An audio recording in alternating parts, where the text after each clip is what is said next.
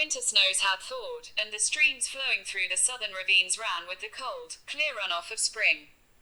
Camped at the foot of a canyon, beside a thicket of Najit trees, Novid Grug looked down at his reflection in a still pool of water. Dust smeared the broad, flat features set within the borders of his square jaw. He plunged thick hands into the icy water and splashed it over his face. Again the Acne noble glanced at his dun gelding. A long rope fastened the horse to one of the violet trunks coated in white sap. His mount appeared to be keeping a safe distance from the trees, more concerned with drinking from the stream. A shriek broke the silence. Shouts followed. Novid angled his head in the direction of the commotion, toward the grasslands beyond the canyon wall. Unsheathing his steel broadsword, he clambered up the goat path that cut through the rock face. Loose pebbles strewn along the trail that rose 2 rods in height made the climb treacherous, and he nearly lost his footing twice. Laying low against the dusty earth, Novid lifted his head just enough to peer above the edge of the ravine.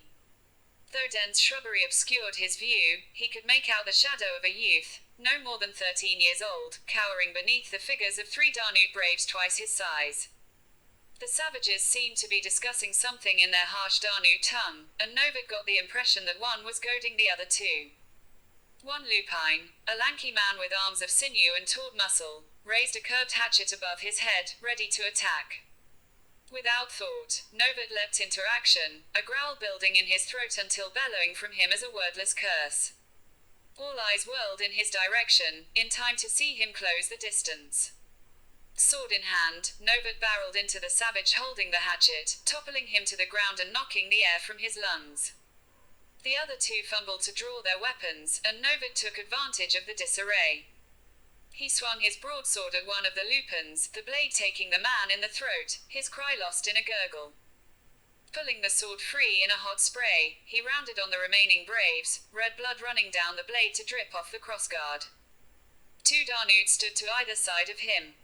To his left, the wiry savage had a hatchet in each hand, while on his right, another brave, holding a half-moon sickle in arms crisscrossed with dueling scars, leaned back on the balls of his feet, poised to strike. Both men topped him by a foot in height. Novid took in air through ragged breaths. "Go, get out of here," he shouted, motioning for the boy to flee. The Darnute youth scrambled to his feet and bolted away at a run. The scarred brave's face twisted in rage, and he darted at Novid. The Grug parried a slash of his sickle.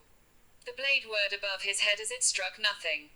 The benefits of being short, he thought. Behind him, Novid heard the grinding of sand beneath soft leather shoes, the other lupine pivoting to strike, and he shifted his weight mid-crouch to spin behind the first savage. Horror crossed the lanky brave's face as his hatchet burrowed into his friend's side. Taking advantage of the moment of confusion, Novid punched his broadsword into the gangly man's chest, his wiry arms fumbling at the hilt as he dropped to the ground. The last Darnute turned to face him, one scarred arm holding his side to stem the flow of blood from his wound, the other holding his sickle at the ready. Novid backed away from the man, empty hands ready to fend off an attack. The brave's lips twisted in a cruel smile as he advanced toward the noble, taking slow, wary steps. Then the savage lunged at him, swinging the sickle, and Novid moved forward before the semicircular blade could fall. He raised his hands, catching the pommel in one, the ricasso in the other, and he grunted in pain as the blade's edge bit into his palm. The lupine brought up his other hand, slick with his own blood, both Darnute and Acne struggling for control of the handle, the point of the sickle now inches from Novid's face. He kneed the brave's wound at his side. The savage's grip lost all force. Novid wrenched the hilt free, and with a bestial roar, he drove the point into the man's belly. Dark eyes widened in shock. The Grug swung the sickle to pierce the lupine's chest, repeatedly bringing down the blade as if chopping wood, until the man stirred no more. Novid heard more than felt a thud reverberate inside his skull. The world went black.